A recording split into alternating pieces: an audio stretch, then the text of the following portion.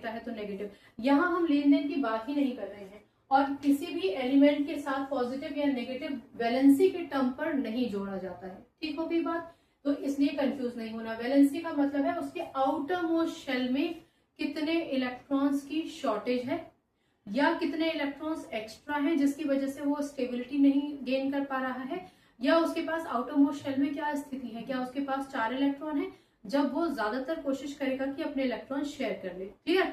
अब अगर आपके दिमाग में 1% आ ही जाता है कि HCl में क्या हो रहा है, लेन देन हो रहा है क्या या फिर शेयरिंग हो रही है, तो बहुत सिंपल ट्रिक है। हाइड्रोजन एक नॉन मेटल है, क्लोरीन भी एक नॉन मेटल है।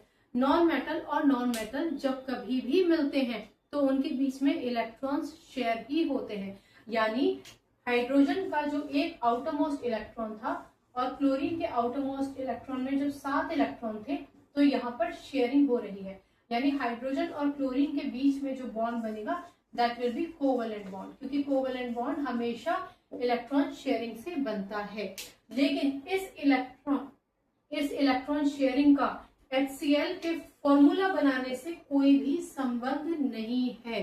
ठीक है? ये सिर्फ इसलिए बता रही हूं ताकि आप किताबों में ये लाइन पढ़कर कंफ्यूज ना हो जाएं। ठीक है? तो ये बेसिक कॉन्सेप्ट का एक हिस्सा था।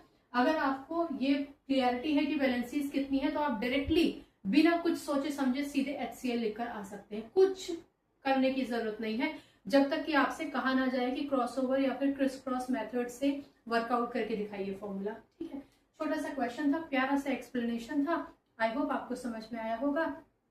केमिस्ट्री से अपनी केमिस्ट्री अच्छी बनाइए, शिक्षा ले आइए। अगली बार मिलने तक अपना ख्याल रखिए, खुश रहिए, सकारात्मक रहिए और आपकी जय हो ऐसा काम जरूर कीजिए। एक और बात, कभी कभी जब हम लेक्चर्स देते हैं तो जो बड़े लेक्चर्स होते हैं उनको हम शॉर्ट्स में डाल देते हैं, लेकिन शॉर्ट्स के डिस्क्रिप्शन में बड़े वीडियो का पूरा लिंक डाला होता है। तो आप चाहेंगे तो शॉर्ट्स देखते वक्त पूरा वीडियो भी देख सकते हैं। जितने धैर्य और गहराई से आज आप पढ़ेंगे उतनी ही विस्तार के साथ कल आप केमिस्ट्री को अच्छे से समझ सकेंगे।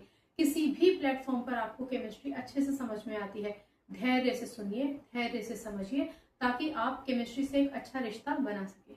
नमस्कार।